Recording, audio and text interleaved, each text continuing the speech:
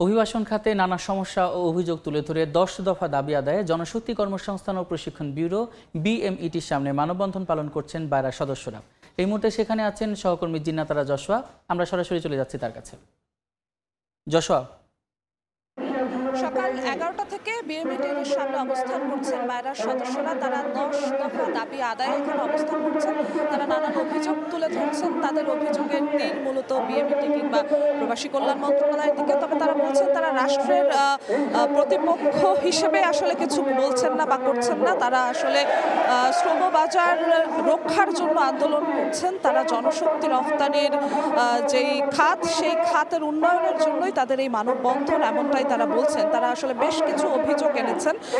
সেই অভিযোগগুলোর মধ্যে উল্লেখযোগ্য কিছু অভিযোগ যদি বলতে হয়, তারা বলছেন অভিবাসী আইন ২০১৩ এর বিভিন্ন ধারার বিরুদ্ধে তারা অভিযোগ করছেন যে সেখানে বৈধ অভিবাসনকে অপরাধের সাথে তুলনা করা হয়েছে। এবং তারা আরও বলছেন যে তারা বিভিন্ন রিক্রুটিং এজেন্সির লাইসেন্স বাতিল করা হয়েছে। সেই লাইসেন্স নবায়নের ক্ষেত্রে বিভিন্ন প্রতিবন্ধকতার সম্মুখীন তারা হচ্ছেন।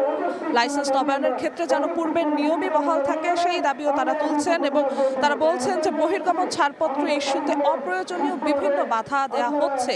সেই বাধা দূর করার জন্য, সেই প্রতিবন্ধকতা দূর করার জন্য যা যা করণীয় তা যেন বিএমইটি কিংবা মন্ত্রণালয় করে, সেই দাবিও তারা তুলছে। এবং তারা বলছে যে অভিযোগের নিয়ে একটি বাণিজ্য তৈরি হয়েছে, সিন্ডিকেট তৈরি হয়েছে। অভিযোগের নামে রিক্রুটিং এজেন্সিগুলোকে হয়রানি করা হচ্ছে, এমন অভিযোগ তুলছেন রিক্রুটিং এজেন্সিদের যে সংগঠন বায়রা, সেই বায়রার সদস্যরা। এবং তাদের ইতিপূর্বেই বললাম যে ১০ দফা দাবি। তারা বলছেন যে ১০ দফা দাবি বাস্তবায়ন করতে হবে এবং অতি দ্রুত ১০ দফা বাস্তবায়ন হবে, এমন প্রত্যাশা তারা বলছেন। এবং তারা বলছেন যে মানব পাচার প্রতিরোধ আইন ২০১২ এবং অভিবাসী আইন ২০১৩ এর যে কিছু ধারা রয়েছে যা সম্পূর্ণ সাংঘর্ষিক, এমন অভিযোগ তারা করে বলছেন যে সংঘর্ষপূর্ণ ধারা বাতিল করতে হবে।